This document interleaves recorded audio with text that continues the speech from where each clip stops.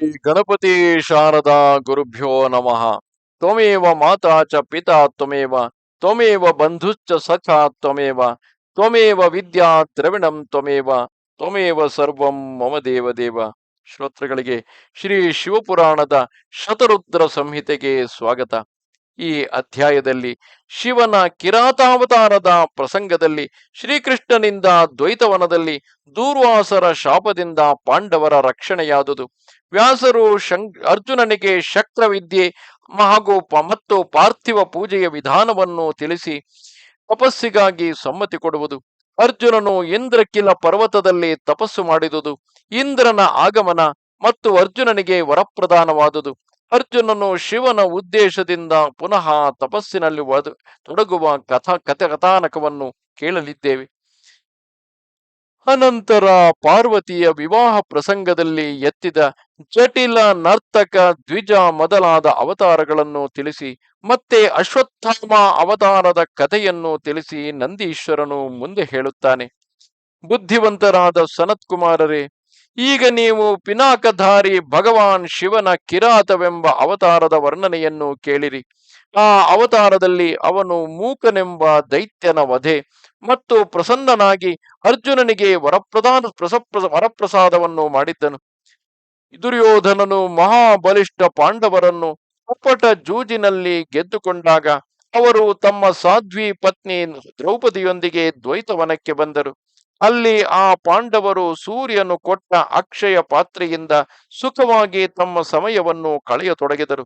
ಪ್ರಿಯವರ್ಯರೇ, ಅದೇ ಸಮಯದಲ್ಲಿ ದುರ್ಯೋಧನನು ಆದರದಿಂದ ಮುನಿವರ ದೂರ್ವಾಸರನ್ನು ಕಪಟದ ಪ್ರಯೋಜನದಿಂದ ಪಾಂಡವರ ಬಳಿಗೆ ಹೋಗಲು ಪ್ರೇರೇಪಿಸಿದನು.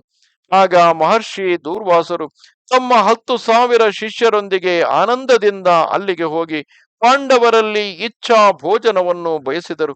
ಆಗ ಪಾಂಡವರು ಅವರ ಪ್ರಾರ್ಥನೆಯನ್ನು ಸ್ವೀಕರಿಸಿ ದೂರ್ವಾಸರೇ ಆದಿ ತಪಸ್ವಿ ಮುನಿಗಳನ್ನು ಸ್ನಾನಕ್ಕಾಗಿ ಕಳಿಸಿದರು. ಮುನೀಶ್ವರರೇ, ಇತ್ತ ಅನ್ನಾಭಾವದಿಂದ ಅವರೆಲ್ಲ ಪಾಂಡವರು ದೊಡ್ಡ ಸಂಕಟದಲ್ಲಿ ಸಿಲುಕಿದರು ಹಾಗೂ ಮನಸ್ಸಿನಲ್ಲೇ ಪ್ರಾಣತ್ಯಾಗದ ವಿಚಾರವನ್ನು ಮಾಡತೊಡಗಿದರು. ಆಗ ದ್ರೌಪದಿಯು ಶ್ರೀಕೃಷ್ಣನನ್ನು ಸ್ಮರಿಸಿದಳು. ಅವನು ತತ್ಕಾಲವೇ ಅಲ್ಲಿಗೆ ತಲುಪಿ ಸೊಪ್ಪಿನ ಪಲ್ಯದೊಂದಿಗೆ ಮೃಷ್ಟಾನ್ನದಿಂದ ಆ ಎಲ್ಲ ತಪಸ್ವಿಗಳನ್ನು ತೃಪ್ತಿಪಡಿಸಿದನು.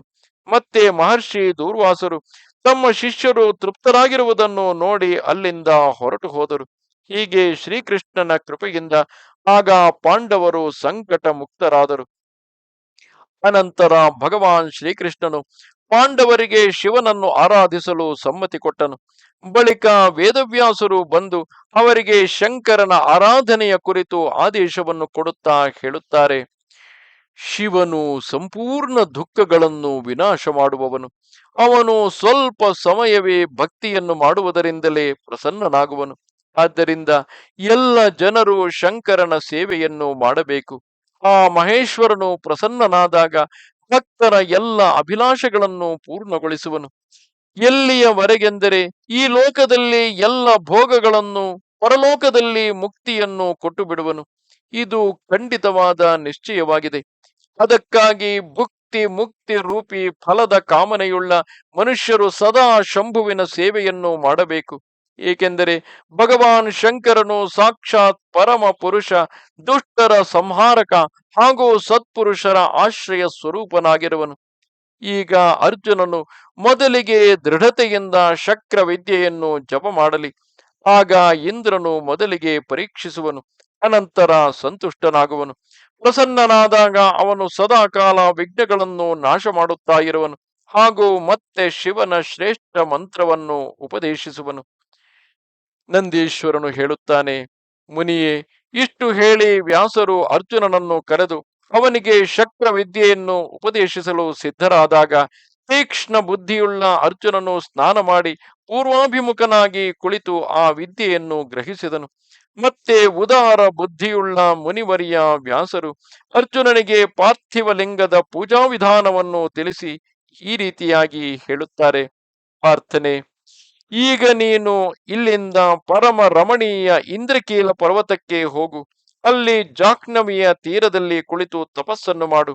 ಈ ವಿದ್ಯೆಯು ಅದೃಶ್ಯ ರೂಪದಿಂದ ಸದಾ ನಿನ್ನ ಹಿತವನ್ನು ಮಾಡುತ್ತಾ ಇರುವುದು. ಅರ್ಜುನನಿಗೆ ಹೀಗೆ ಆಶೀರ್ವದಿಸಿ ವ್ಯಾಸರು ಪಾಂಡವರಲ್ಲಿ ಹೇಳತೊಡಗುತ್ತಾರೆ. ನೃಪಶ್ರೇಷ್ಠರೇ, ನೀವೆಲ್ಲರೂ ಧರ್ಮದಲ್ಲಿ ದೃಢವಾಗಿ ನೆಲೆಸಿಕೊಂಡಿರಿ. ಇದರಿಂದ ನಿಮಗೆ ಸರ್ವಥಾ ಶ್ರೇಷ್ಠ ಸಿದ್ಧಿಯು ಪ್ರಾಪ್ತವಾಗುವುದು. ಇದರಲ್ಲಿ ಅನ್ಯಥಾ ವಿಚಾರ ಮಾಡುವ ಅವಶ್ಯಕತೆ ಇಲ್ಲ. ನಂದೀಶ್ವರನು ಹೇಳುತ್ತಾನೆ, ಮುನಿಯೇ, ಹೀಗೆ ಮುನಿವರ ವ್ಯಾಸರು ಆ ಪಾಂಡವರಿಗೆ ಆಶೀರ್ವದಿಸಿ ಶಿವನ ಚರಣ ಕಮಲಗಳನ್ನು ಸ್ಮರಿಸುತ್ತಾ ಅಂತರ್ಧಾನರಾದರು. ಅತ್ತ ಶಿವಮಂತ್ರವನ್ನು ಧರಿಸಿದ್ದರಿಂದ ಅರ್ಜುನನು ಅನುಪಮ ತೇಜದಿಂದ ವ್ಯಾಪ್ತನಾಗಿ ಉದ್ದೀಪ್ತನಾದನು. ಅರ್ಜುನನನ್ನು ನೋಡಿ ಪಾಂಡವರಿಗೆ ಅವಶ್ಯವಾಗಿ ನಮಗೆ ವಿಜಯವಾಗುವುದು ಎಂಬ ನಿಶ್ಚಯವಾಯಿತು. ಏಕೆಂದರೆ ಅರ್ಜುನನಲ್ಲಿ ವಿಪುಲ ತೇಜವು ಉಂಟಾಗಿದೆ. ಆಗ ಅವರು ಅರ್ಜುನನಲ್ಲಿ, ವ್ಯಾಸರ ಮಾತಿನಿಂದ ಈ ಕಾರ್ಯವನ್ನು ಕೇವಲ ನೀನೇ ಮಾಡಬಲ್ಲೆ, ಇದು ಇತರರಿಂದ ಎಂದಿಗೂ ಸಿದ್ಧವಾಗಲಾರದು. ಆದ್ದರಿಂದ ಹೋಗು, ನಮ್ಮ ಜೀವನವನ್ನು ಸಫಲಗೊಳಿಸು ಎಂದು ಹೇಳಿದರು. ಆಗ ಅರ್ಜುನನು 4 ಸಹೋದರರಿಂದ ಹಾಗೂ ದ್ರೌಪದಿಯಿಂದ ಅನುಮತಿಯನ್ನು ಕೇಳಿದನು. ಅರ್ಜುನನ ಅಗಲಿಕೆಯ ದುಃಖವೇನೋ ಆಯಿತು. ಆದರೆ ಕಾರ್ಯದ ಗುರುತ್ವವನ್ನು ಅರಿತು ಅವರೆಲ್ಲರೂ ಅನುಮತಿಯನ್ನು ನೀಡಿದರು. ಮತ್ತೆ ಅರ್ಜುನನು ಮನಸ್ಸಿನಲ್ಲಿ ಸಂತೋಷಗೊಂಡು ಉತ್ತಮ ಪರ್ವತವಾದ ಇಂದ್ರಕೀಲಕಕ್ಕೆ ಹೊರಟನು. ಅಲ್ಲಿಗೆ ಹೋಗಿ ಗಂಗೆಯ ಸಮೀಪದಲ್ಲಿ ಸ್ವರ್ಗಕ್ಕಿಂತಲೂ ಉತ್ತಮ ಮತ್ತು ಅಶೋಕವನದಿಂದ ಸುಶೋಭಿತವಾದ ಒಂದು ಮನೋಹರ ಸ್ಥಾನದಲ್ಲಿ ನಿಂತು ಬಿಟ್ಟನು. ಅಲ್ಲಿ ಅವನು ಸ್ನಾನ ಮಾಡಿ ಗುರುವಿಗೆ ನಮಸ್ಕಾರ ಮಾಡಿ ಉಪದೇಶ ಸಿಕ್ಕಿದಂತೆ ತಾನು ವೇಷವನ್ನು ತೊಟ್ಟನು.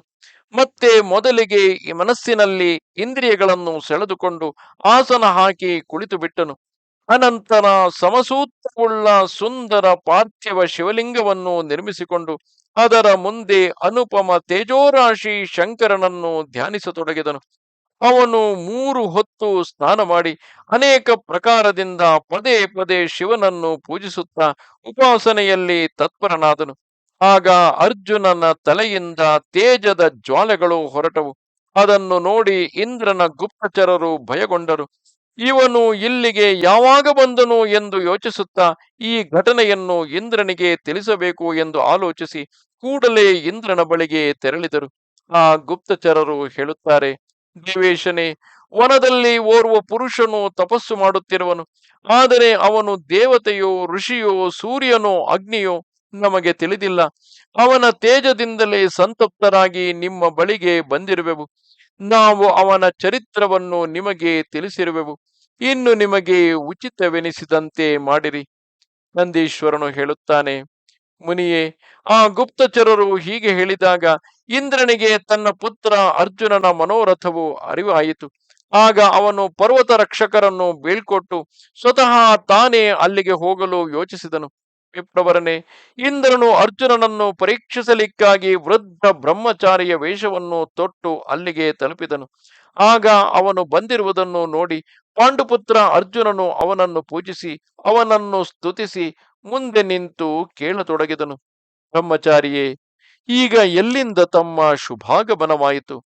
ಆಗ ಬ್ರಾಹ್ಮಣ ವೇಷಧಾರಿ ಇಂದ್ರನು ಅರ್ಜುನನ ತಪಸ್ಸಿನಿಂದ ನಿವೃತ್ತವಾಗುವಂತಹ ಮಾತುಗಳನ್ನಾಡಿದನು. ಆದರೆ ಅರ್ಜುನನ ದೃಢ ನಿಶ್ಚಯವನ್ನು ನೋಡಿದಾಗ ತನ್ನ ಸ್ವರೂಪವನ್ನು ಪ್ರಕಟಿಸಿ ಇಂದ್ರನು ಅರ್ಜುನನಿಗೆ ಭಗವಾನ್ ಶಂಕರನ ಮಂತ್ರವನ್ನು ಉಪದೇಶಿಸಿ ಅದರ ಜಪವನ್ನು ಮಾಡುವಂತೆ ಆಜ್ಞಾಪಿಸಿದನು. ಅನಂತರ ತನ್ನ ಅನುಚರರಿಗೆ ಎಚ್ಚರಿಕೆಯಿಂದ ಅರ್ಜುನನನ್ನು ರಕ್ಷಿಸಬೇಕೆಂದು ಆದೇಶಿಸಿ ಅರ್ಜುನನಲ್ಲಿ ಹೀಗೆ ಹೇಳುತ್ತಾನೆ, ಮಂಗಳನೆ, ನೀನು ಎಂದೂ ಪ್ರಮಾದದಿಂದ ರಾಜ್ಯವನ್ನು ಆಳಬಾರದು. ಪರಂತಪನೆ, ಈ ವಿದ್ಯೆಯು ನಿನಗೆ ಶ್ರೇಯಸ್ಕರವಾಗುವುದು. ಸಾಧಕನು ಸರ್ವಥಾ ಧೈರ್ಯವನ್ನು ಧರಿಸಿರಬೇಕು. ರಕ್ಷಕನಾದರೂ ಭಗವಾನ್ ಶಿವನು ಇದ್ದೇ ಇರುವನು. ಅವನು ಸಂಪತ್ತುಗಳನ್ನು ಮತ್ತು ಮೋಕ್ಷವನ್ನು ಎರಡೂ ಸಮಾನವಾಗಿ ಕೊಡುವನು. ಇದರಲ್ಲಿ ಕೊಂಚವೂ ಸಂಶಯವಿಲ್ಲ. ನಂದೀಶ್ವರನು ಹೇಳುತ್ತಾನೆ, ಮುನಿಯೇ, ಹೀಗೆ ಅರ್ಜುನನಿಗೆ ವರದಾನವನ್ನಿತ್ತು ದೇವೇಂದ್ರನು ಶಿವನ ಚರಣ ಕಮಲಗಳನ್ನು ಸ್ಮರಿಸುತ್ತಾ ತನ್ನ ಲೋಕಕ್ಕೆ ಮರಳಿದನು.